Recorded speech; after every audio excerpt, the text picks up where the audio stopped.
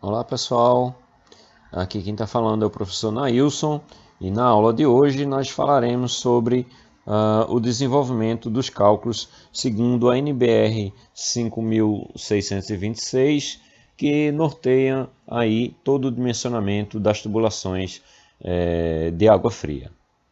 Bem, a partir da planta arquitetônica que define a localização dos pontos de utilização, partiremos para um conjunto estruturado de ideias e soluções que culminarão nos primeiros passos para o desenvolvimento dos cálculos. Inicialmente, teremos que definir a localização do reservatório superior com a definição da cota de elevação. A partir daí, definiremos o tipo de barrelete, ramificado ou concentrado, e traçaremos as primeiras perspectivas de desenvolvimento de projeto de instalações das tubulações de água fria. De posse dos desenvolvimentos isométricos, teremos a capacidade de iniciar os primeiros cálculos. Antes de iniciar, na tela está a tabela auxiliar prevista pela NBR 5626 para o desenvolvimento dos cálculos. Como sabemos, teremos que calcular para cada trecho de tubulação os parâmetros técnicos previstos na norma, que são o diâmetro, a velocidade, a perda de carga e a pressão disponível. Ao final, iremos verificar se a pressão calculada disponível é superior à requerida no ponto de utilização. Caso contrário, teremos que refazer os cálculos por tentativa e erro até que a pressão disponível calculada seja igual ou superior à requerida no ponto de utilização. Deste modo, poderemos alterar uma ou mais das decisões iniciais tomadas, como por exemplo a altura do reservatório, as conexões utilizadas, trocando uma por outra com menor perda de carga, por exemplo, e o diâmetro ou até mesmo o traçado da rede. Bom, a própria norma traz um roteiro de dimensionamento, e aí ela explica os primeiros passos para o desenvolvimento aí dos cálculos. Então, esse aqui é um trecho retirado da própria norma. Contudo, pessoal, eu já coloquei aqui o conjunto de passos, com fórmulas para que vocês possam utilizar nas referidas colunas, para simplificar aí a questão dos cálculos, Então, a tabela é estruturada de tal forma que a gente vai fazer os cálculos a partir da vazão, Então, a gente vai considerar a vazão utilizando o método do somatório dos pesos, Então, calcularemos pelo método da vazão máxima possível, E aí, a partir da vazão, calcularemos o diâmetro. Eu já coloquei aqui a fórmula do diâmetro. Esse aqui é o diâmetro interno da tubulação, No passo 5, calcularemos a velocidade, Esse aqui, o D com o diâmetro interno também, E aí segue o conjunto de cálculos que a gente tem que fazer até chegar no cálculo da pressão. Aqui nós temos a perda de carga, eu já coloquei aqui, para tubos de aço galvanizado e de tubos lisos, Bem, já deixei aqui, o cálculo da perda de carga no registro e do hidrômetro, caso seja necessário, que preencha aí o passo 11, que preenche aí a coluna de número 12. Adicionei aqui ainda a tabela de pesos relativos dos pontos de utilização, identificado em função dos aparelhos sanitários e da peça de utilização. Então, aqui tem os pesos relativos e aqui a vazão de projeto requerida por cada aparelho sanitário. Adicionei ainda a perda de carga em conexões, tá? Aqui em aço carbono, aqui em tubos de PVC. O parâmetro K, utilizado para o cálculo da perda de carga nos registros, no registro de pressão. E aqui a tabela requerida aí para o cálculo da perda de carga no hidrômetro, tá? E a partir daí, né, nós teremos a capacidade de desenvolver projetos, tá? Bom, a ideia é a gente fazer o dimensionamento de um barrilete, tá? Partindo aí de um exercício, ok? Então, dimensionar o barrilete de um prédio residencial, esquematizado na figura 28 e 29, a seguir, sabendo-se que a coluna AF1 abastece por pavimento uma cozinha, uma pia de cozinha, uma torneira de filtro, um tanque de lavar roupa e uma máquina de lavar roupa. A coluna AF2 abastece por andar uma caixa de descarga, um lavatório, um chuveiro e um bidê. A coluna F3 abastece por andar um lavatório, um bidê, um chuveiro e uma caixa de descarga. A coluna AF4 abastece por andar 2 lavatórios, um bidê, um chuveiro, uma caixa de descarga e uma caixa de descarga. O prédio possui 10 pavimentos. As colunas AF1, AF2, AF3 e AF4 são idênticas às colunas AF'1, AF'2, AF'3 e AF'4, respectivamente. Ou seja, o projeto, né, a parte linha, é espelhada justamente da outra parte, ok? E aqui nós temos as respectivas distâncias de cada compreendida aí entre cada trecho. Nós temos aqui o isométrico, né, a perspectiva isométrica aqui do reservatório, que faz com que a gente tenha a percepção aqui das peças, das conexões, tá? E de como está o desenvolvimento do traçado das tubulações. A partir desse desenho, nós trataremos aí dos primeiros cálculos iniciais, tá? Então, percebam aqui que aqui nós temos as colunas, né? A F1, a F2, a F3 e a F4. Desse lado de cá, a parte espelhada, né, que corresponde aí todas as mesmas designações, apenas com a definição do linha. Bem, a F1 e a F1 linha, tá, contém, né, irá alimentar uma pia de cozinha, uma torneira de filtro, um tanque de lavar roupa e uma máquina de lavar roupa por andar. Então, está aqui definido o F1. Primeira coisa a fazer, vamos pegar a nossa tabela, tá? Disponibilizada aí na norma, e verificaremos aí os respectivos pesos relativos de cada equipamento. Então, nós temos aí uma torneira elétrica da pia, nós temos uma torneira ou misturador de água fria, nós teremos um tanque, nós teremos uma máquina de lavar pratos ou roupa,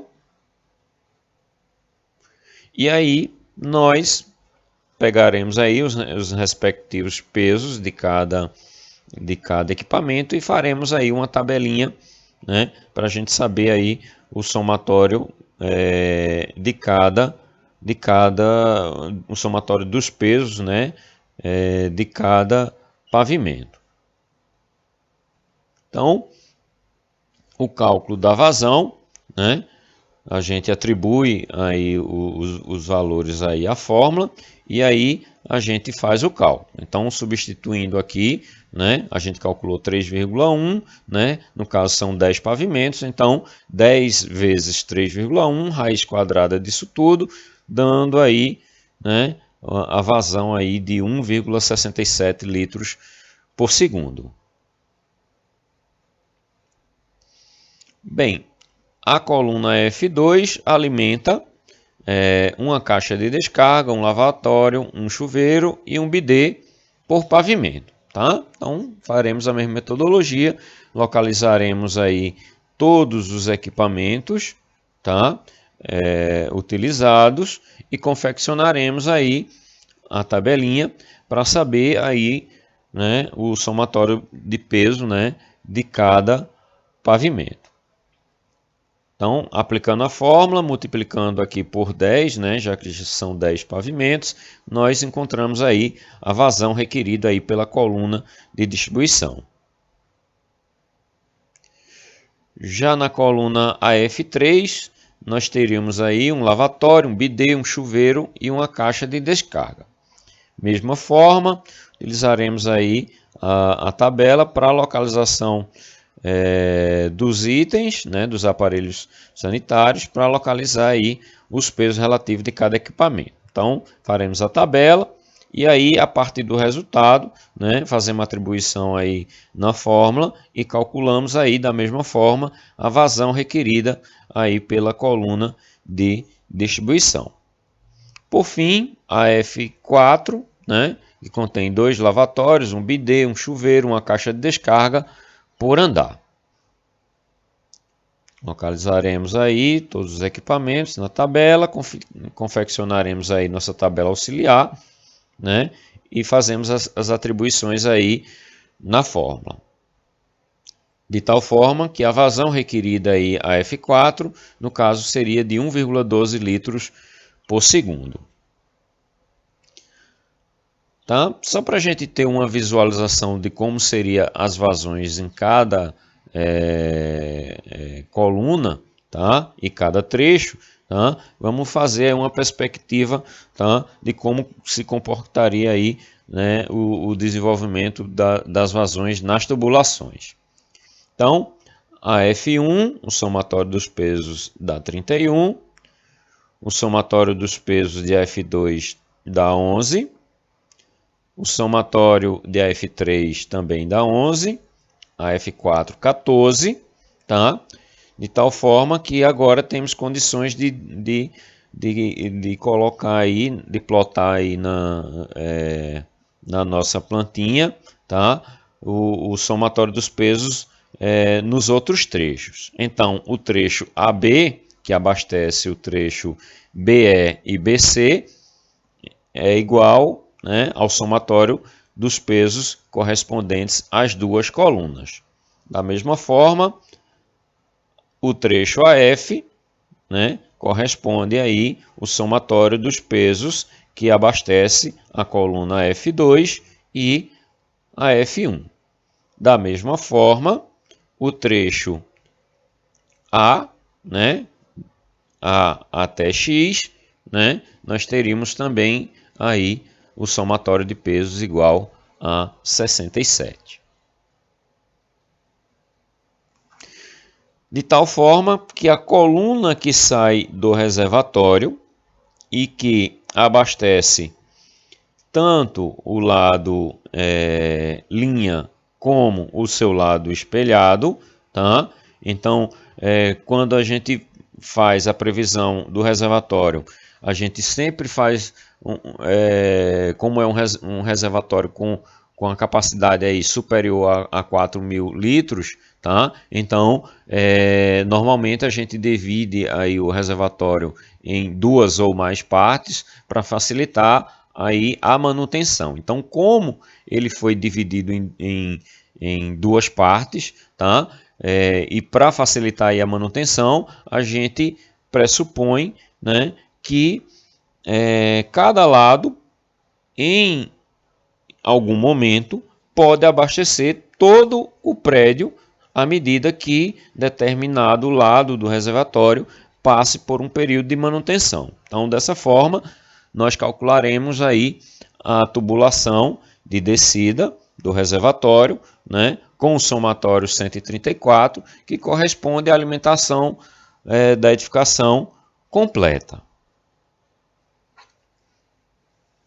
Bem, aqui, né, só plotando aí aqueles cálculos que a gente já tinha feito, né, e calculando aí as outras vazões que não tinham sido calculadas, tá? Fazendo aí o somatório dos pesos, né, e fazendo a atribuição da fórmula justamente para encontrar as vazões que ainda não tínhamos calculado, tá?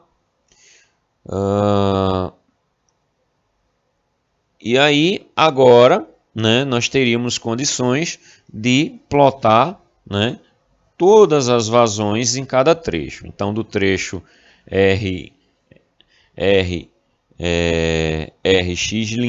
por exemplo, né, 134, da mesma forma de RX, né, o trecho AX, né, 67,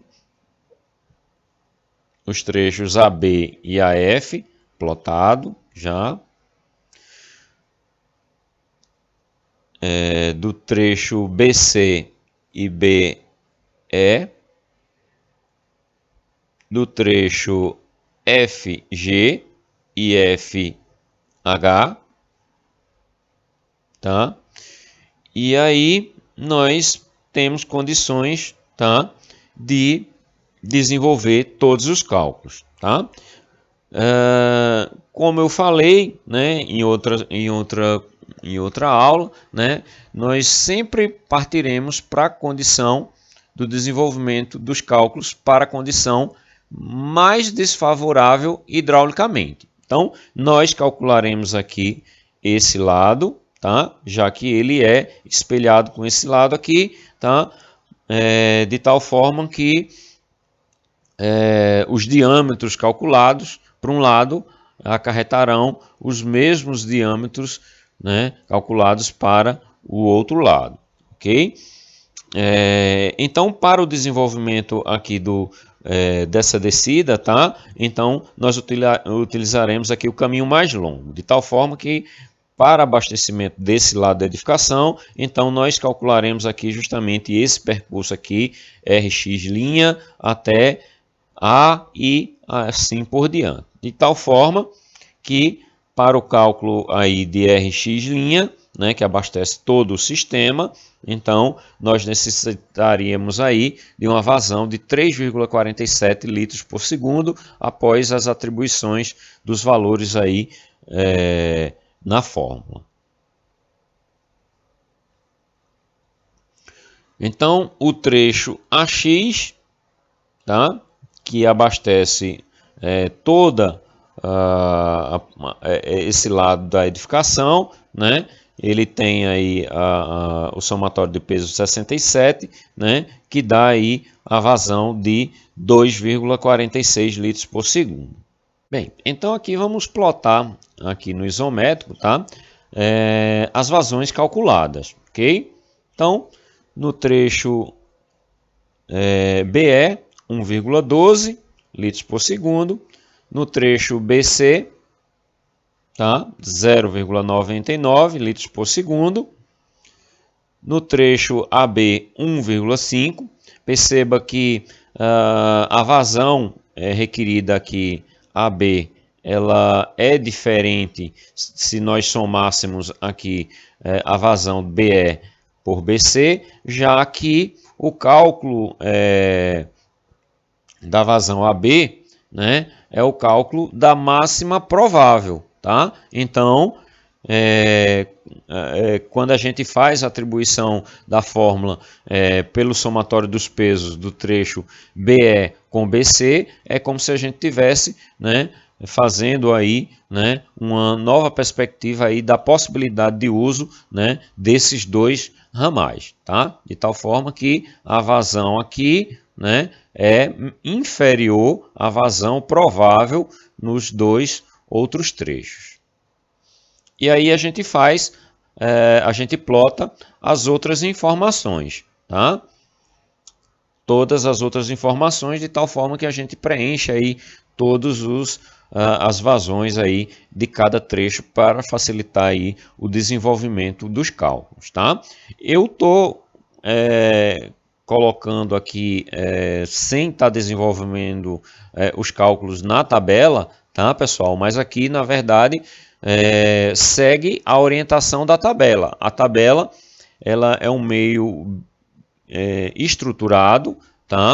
De tal forma que você pode e deve fazer utilizando aí a tabela, porque facilita bastante, já que, por fim, né, nós sabemos da possibilidade de que o cálculo da pressão disponível, tá, não seja suficiente para atendimento do ponto de consumo. Então, a tabela auxilia muito, porque se precisarmos aqui alterar os parâmetros, então a tabela já calcularia aí, né, de uma forma muito mais rápida, tá? Então aqui nós vamos desenvolver aqui como se estivesse fazendo aqui no manual, tá? Mas aí vocês deveriam estar utilizando aí da tabela para desenvolvendo aí todos os cálculos, tá?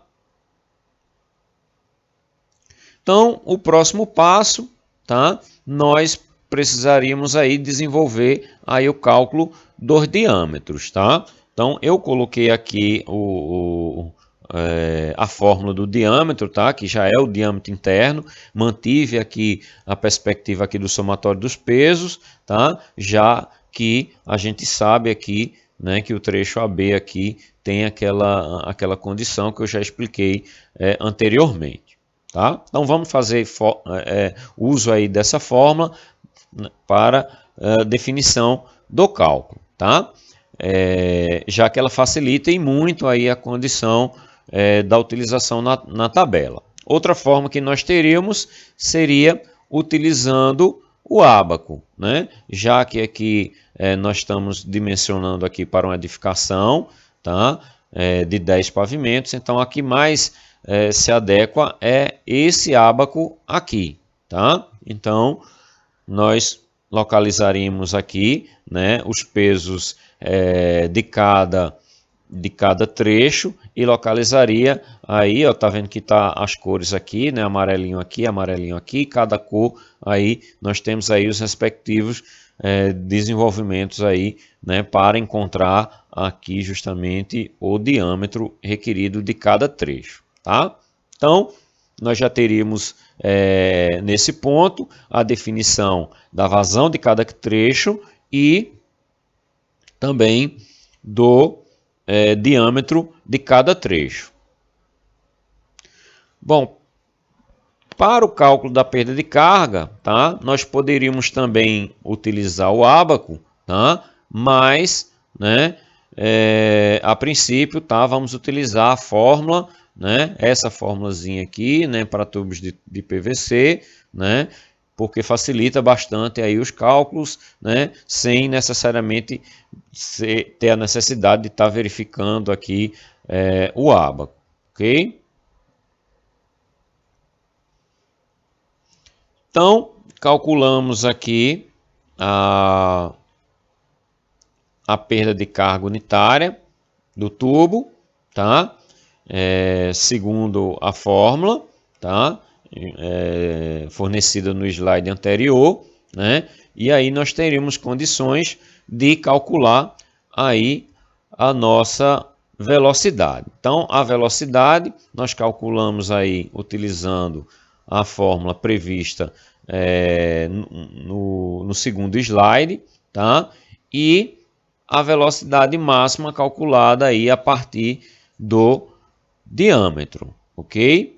Então, a velocidade máxima do trecho ela tem que ser limitada aí a 3 metros por segundo ou 14 vezes a raiz de D, que é, no caso, o diâmetro.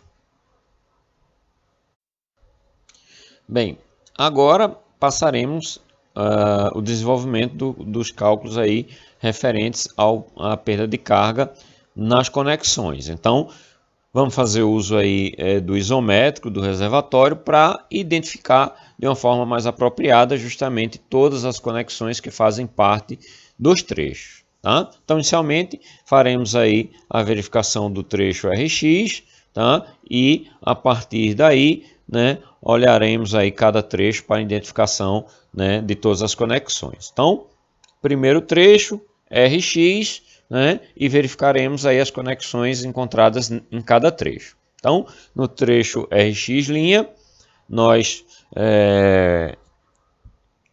utilizaremos aqui o diâmetro externo de 60 milímetros. Percebam que para essa tabela, né, nós temos aqui o uso do diâmetro externo, tá? Então percebam que quando a gente fez o pré-dimensionamento, tá, nós calculamos o diâmetro interno, tá? Como essa tabela aqui ela traz o diâmetro externo, então por isso que eu peguei o diâmetro imediatamente superior, ok? Então, diâmetro de 60 milímetros, definido no pré-dimensionamento do trecho RX', tá? E a partir daí nós localizaremos aí todas as conexões. Então, nós teremos aí uma entrada de borda, então nós temos uma perda de carga referente a esse tipo de conexão de 2,8. Registro aberto de gaveta aqui, nesse pontinho aqui, então também aqui identificado como sendo 0,8. Um T de saída de lado, tá? Então perceba que a água ela segue esse roteiro aqui, então ela vem, desce verticalmente e quando chega no T, ela sai lateralmente, tá? Para seguir aqui, né, o roteiro traçado aí para o dimensionamento. Então ela segue aí o T de saída lateral, tá? Com perda de carga aí de 7,6 metros, tá? E o comprimento do trecho, no caso aqui, de 5 metros, tá? Fazendo o somatório aí das perdas de cargas no trecho, tá? Nós teremos aí exatamente 16,20, né? Que é o somatório aqui de cada metragem aí referente à perda de carga de cada conexão, tá? E para encontrar a perda de carga gerada aí pelas conexões, nós multiplicaremos justamente pela perda de carga unitária, que a gente calculou anteriormente. Então, 0,65 vezes o comprimento, e aí a gente encontra 10,53. Então, perceba que a gente saiu, né, de uma condição, aqui de uma determinada pressão pré-existente, passou pela tubulação, então, se a água se encontra em movimento, então existe a perda de carga, tá? Então, essa perda de carga, ao passar por esse trecho, né, foi calculada em 10,53. Tá? Como esse trecho aqui ele está a uma altura aqui de 5 metros, então, pela definição, nós pegamos os 5 metros, multiplicamos por 10, tá? E diminuímos aí a perda de carga referente ao trecho para a gente encontrar justamente a pressão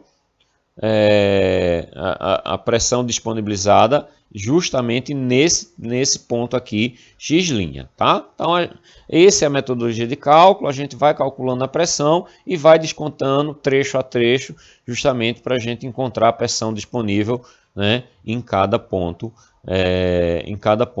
da tubulação. Então, no trecho X', nós temos a pressão disponível de 39,47.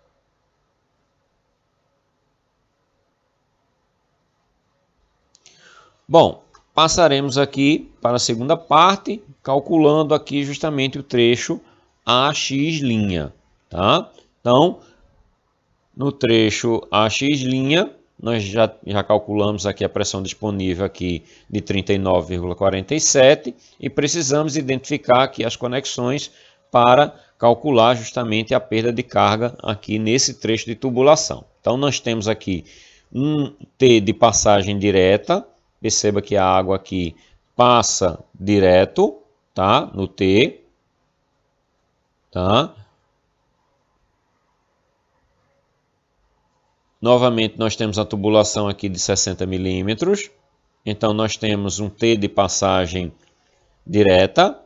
E aqui nesse ponto aqui nós teremos aqui justamente um T de saída bilateral, já que a água vai ser dividida aqui, né, em dois sentidos.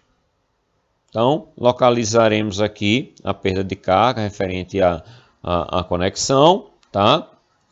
T de passagem direta 2,3, T de saída bilateral 7,6. Então, o comprimento do trecho, né? Nós temos aqui o trecho x e XA, totalizando aí 6 metros. Então, 6 metros com 7,6 com 2,3, totalizando 15,9.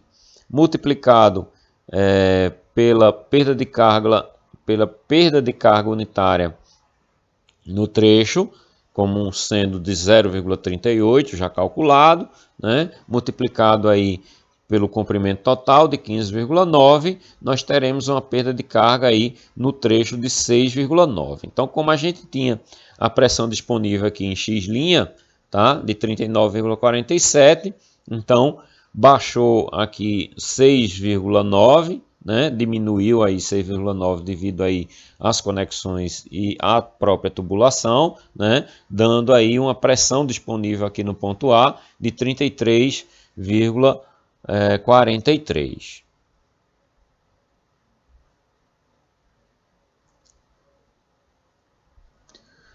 Bom, agora calcularemos aí a perda de carga aqui no trecho AB. Então, no trecho AB, nós temos aí uma tubulação aí de diâmetro externo de 40 milímetros, tá? E precisamos identificar aí justamente as conexões, tá? Então, nós temos aqui um T de passagem lateral, tá? Um T de passagem lateral.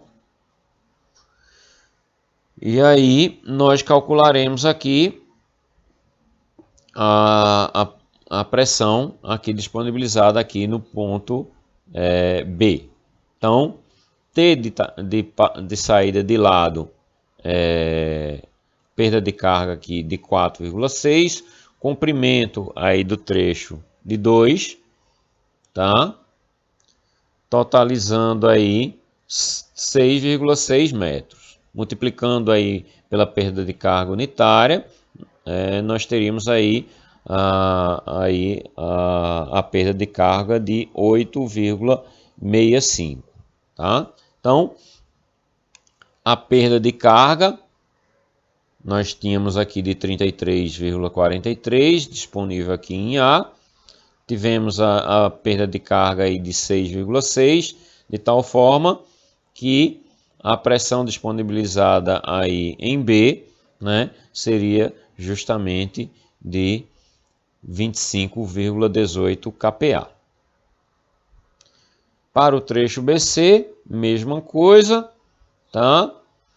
Então, nós temos aqui a tubulação de 40 de diâmetro externo. Nós temos aqui um registro, né? Um registro de gaveta, né? Aqui nesse ponto. Tá? E nós temos aí uma curva 90 também, tá? De tal forma que localizamos aí a perda de carga, né? E somamos aí com o comprimento do trecho BC, que é de 1 metro, tá? Então, multiplicamos aí o total pela perda de carga unitária, né? Que deu aí 0,61, totalizando a perda de carga no trecho de 1,24. Então, a perda de carga no ponto C, né? Aqui no ponto C, seria a pressão disponível aí de 23,94.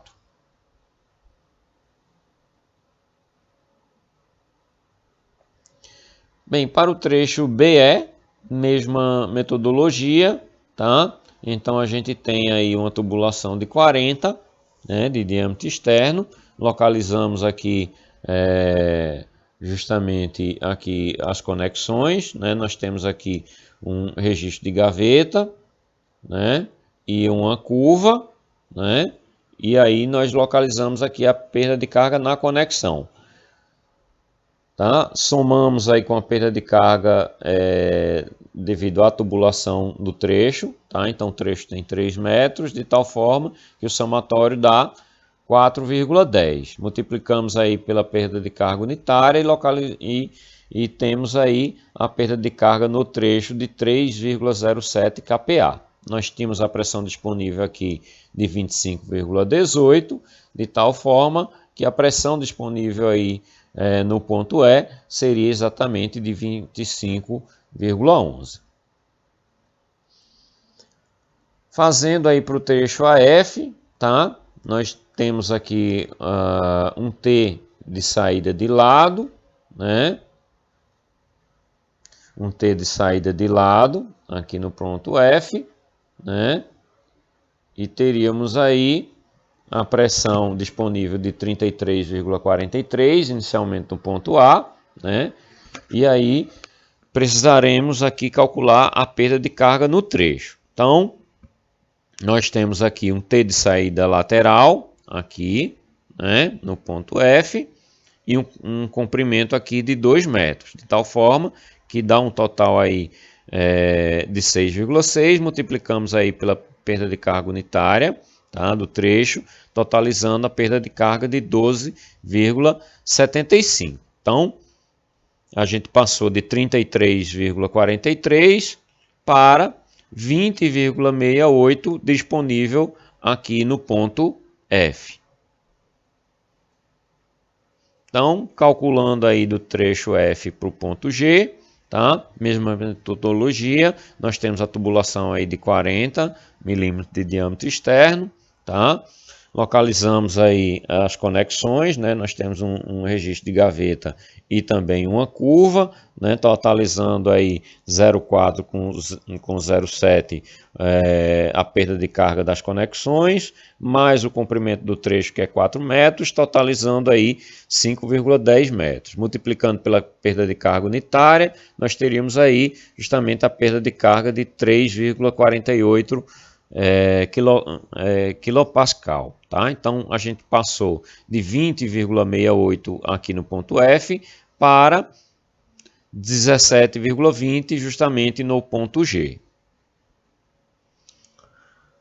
Para o trecho FH, né, mesma condição, nós temos o diâmetro externo de 40, localizamos aí as conexões, né, então um registro de gaveta e uma curva, né, totalizando aí 1,1, mais o comprimento do trecho que é 3, então 4,10 metros, multiplicando aí pela perda de carga unitária, nós temos exatamente a perda de carga aí de 6,34, né, ou seja, a gente passou aí de 20,68 para justamente 14,34 aqui já no ponto H. Então, só para finalizar, tá?